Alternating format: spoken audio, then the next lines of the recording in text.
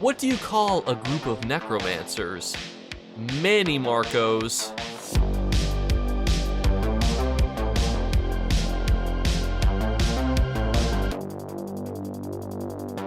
What's going on, YouTube? It is Friday, which means we're inside the Hollow City, inside of Cold Harbor, to go over our first of 2 weekend vendors. Now, obviously, we know what's going to be in our second vendor, but we don't know what's in this one, and this is really cool. I'm a huge fan of boats. For those of you who don't know, one of my original houses before I was ever a YouTuber, I built a boat. Sadly, I don't have any photos of it, which is actually really sad in retrospect, but now, here's some dope. I think this is new. This is a brand new 10K item. It's just a straight up dock shed. That's some pretty good value. Then we've got fish. We've got this little gong, which is audible and interactive. You guys know I love those things. Harbor floats, which I actually had purchased quite a few of these. You can see their average is pretty high because I'm the person that's buying a bunch of these. I also bought this for that house too. These are all the items that I purchased to build that boat like 5 years ago before I was ever relevant. I pretty much bought all of these items, and let me tell you, I paid significantly more than they're listed for here now, which you can see based on their average. So in kind of order of like what I bought a bunch of floating docks. I don't necessarily recommend these unless you plan to use these, but you can obviously float these in your houses. Quite a few houses have water, which these look really good in the water. I bought these more lines. You can see literally triple in price here. I bought this too, but I bought it around 8,000. So I'd say it's not necessarily a good investment. I bought a bunch of these because I thought these were dope. Put even some rope and some coils around them to make it look even cooler, and you can see they're about triple, quadruple their value here almost. Bought these floats, they're about double. The dock bell, I think this one's being held up a little bit by the sales high end, being 100,000, so I wouldn't necessarily be too far into that. The Fisher's Catch of the Day is a good one. They kind of sway a little bit, they're animated. That's kind of cool. Definitely this dock shed's going to go well. I'm just going to buy one now before I forget because this is absolutely, I'm going to buy two actually because that's really cool. This dock wheel I did also buy. 6,000 was about what I paid for it, so it's about double. The canopy netted, I think this one is also being a bit held up by outliers. I don't think this is worth anywhere near 40,000. This is probably closer to like 5 to 6. Antler coil, probably going to be sold just above the 50K. I also don't know why a lot of people invest in that.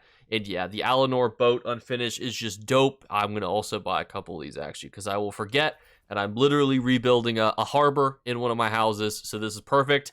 These items are going to be pretty good. Not the greatest things in the world because they're kind of niche. But when you think about things and trends that ESO players like, this is definitely up there. And please hit the like and subscribe button because my cat has decided to join me. And she said to please hit the like and subscribe button as I was running over to the golden vendor here. But I promised her that I would put her back down and let her sit on my lap because that's where she's trying to climb to. And she's like, please release me. But now we have every single PvP set here as a ring. Meaning there's quite a lot of variety when we go to this golden vendor. If you guys are ever confused on where I am right now, I'm in the Northern High Rock 8. ESOhelper.com breaks down these vendors in more detail. That we don't have to go through every single little nitty-gritty detail, but this is important to note, is that there's a lot of sets to cover here. Pretty much the same sets that we covered last weekend, and I want you always to just pay attention to the TCS average, because TSC average, that will always give a good idea as to how valuable that item is. Now, a little confusion. Most people are not going to be selling a deadly ring for 22,000 gold on console. That would be very optimistic. This is not taken into consideration. It's quality. So you might be wondering, well, how is it so high then? It's because most PvP gear is pretty much purple or gold.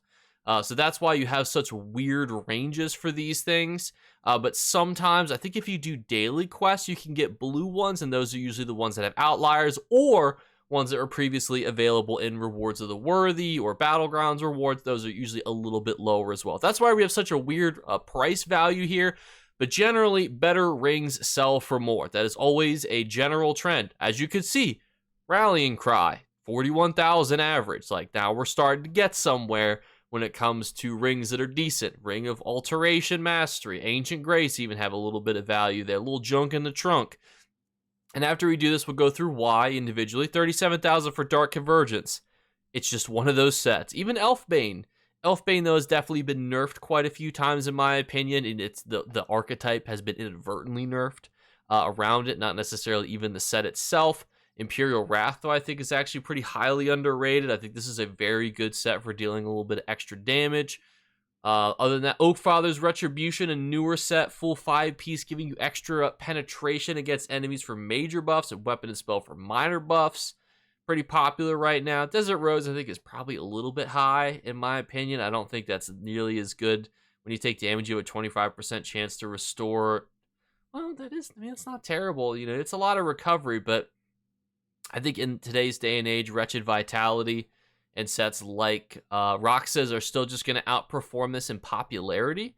Because if you're going to run a full 5-piece set, you probably want more also than just Magicka. You want stamina as well.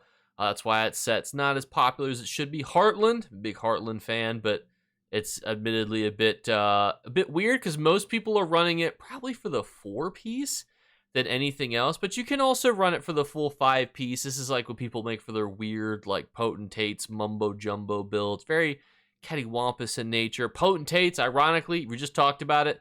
If you get the right pieces of Potentates to drop from the random Potentates crates, you are sitting pretty. Because this reduces your damage taken by players. Most people just run this as a 2-piece back bar, like a Frost Staff. That's why if you get a Frost Staff, you are sitting pretty, depending on how many people are looking for it. But some people want to reduce the cost of their ultimates. Sentry is just a hilarious set that I see a lot of people run in the Imp City. It's very underrated, by the way. When you begin to crouch, you gain stealth detection for 10 seconds. Being able to just see everybody in stealth, crazy. And you get a 5-piece of 266 weapon and spell unnamed buff, so you could stack that with every other named buff. Other than that, we have some other stuff where you have the Swift, another reduction by damage taken by players. Transmutation, very popular support set, as we talked about last week. Vengeance Leech, I don't know why is this high. I think for it, you get to get credit for that. It's not as good as it sounds. Vicious Death, we love Vicious Death here. If you wanted to steal my Green Goblin build, you're going to need at least a ring of this bad boy. Shell Splitter is probably a bit overrated based on how much people actually get from it. But when you need penetration, and especially if you're running like a Marken Ring build, some people will run like a 3 or 4-piece of this. Do I disagree? Not necessarily. I think there are better 5-piece sets to go with, especially if you're going to run the crafted set that just gives you straight penetration. Just use that. And even though that you could get away with running this as a 4-piece, I guess, and maybe some Marken Ring shenanigans. But other than that, that takes us all the way through. So what are the highlights of this? Because we kind of just went through every single thing. I'm going to give you my key recommendations for you based on what you're trying to do and talk about just what's the most popular sets here. Number 1 is Rallying Cry. Rallying Cry is like John Sorcerer. It's the PvP set. It does quite a few things. It just gives you things that you want. Crit resistance and weapon and spell damage. What more could you ask for in 2025 from your PvP set? And it's very easy to do. When your healing critically strikes, well, Battle Spirit is active. That just means in PvP. You gain crit resistance and weapon and spell damage. It's reduced based on how many other players are affected. So you can actually give a good bonus and buffs to your teammates, or you could just be kind of selfish and use it for yourself. Rallying Cry is the John Smith set of PvP. The up-and-coming set is Oakfather's Retribution. I think both Rallying Cry and Oakfather have decent resellability just because Rallying Cry is ridiculously popular and Oakfather's is somewhat new. This one just gives you, obviously, as we talked about earlier, a lot of really good penetration as well as weapon and spell for, its value. It does depend on the enemy, though, that you're fighting. And as you guys know, I do not like proc sets that require other people to do a thing, because then it takes the ability away from me as the player to kind of control when I want my procs to go off. Rallying Cry, I just need to critically heal myself. Easy.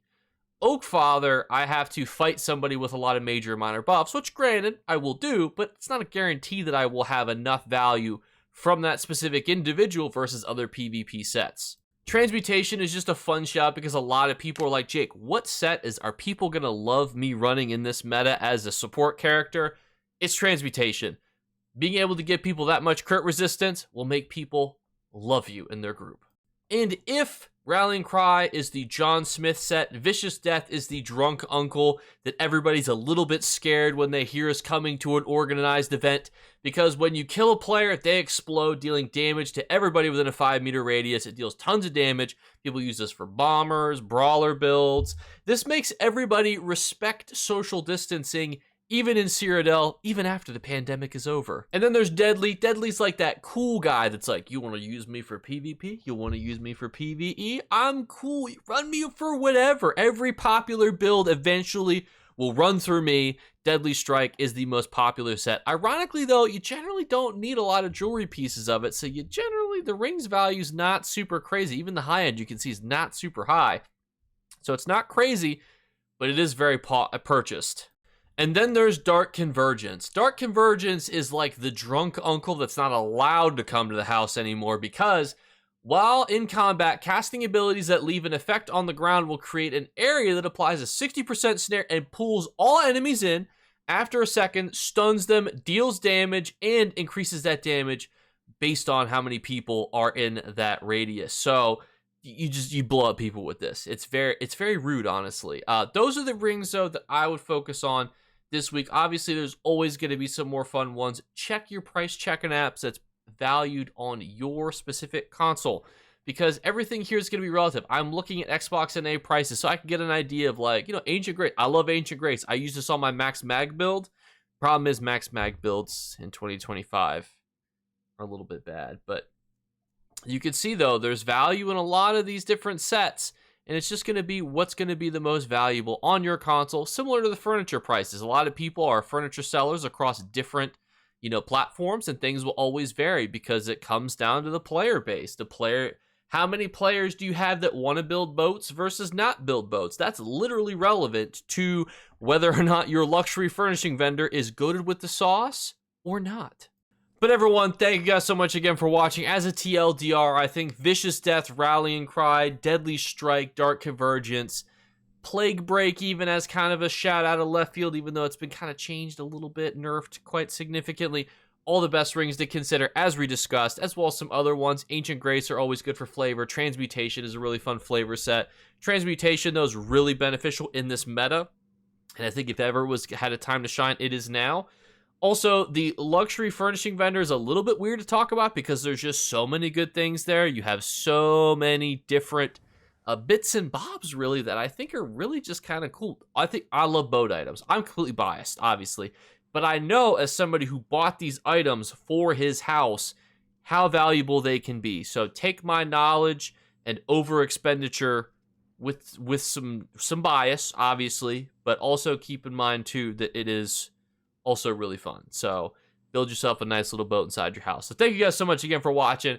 As always, we'll be doing more content tomorrow. A whole lot of stuff to talk about. We have 3 builds that we're working on. A sniper build, which you guys can kind of see is taking shape here a little bit because our character is now wielding a bow, a bomber, as well as a solo Sork build that runs Oaken Soul, because that is what the people want and they voted on. Maybe I'll make an Oaken Soul version and a 2-bar version.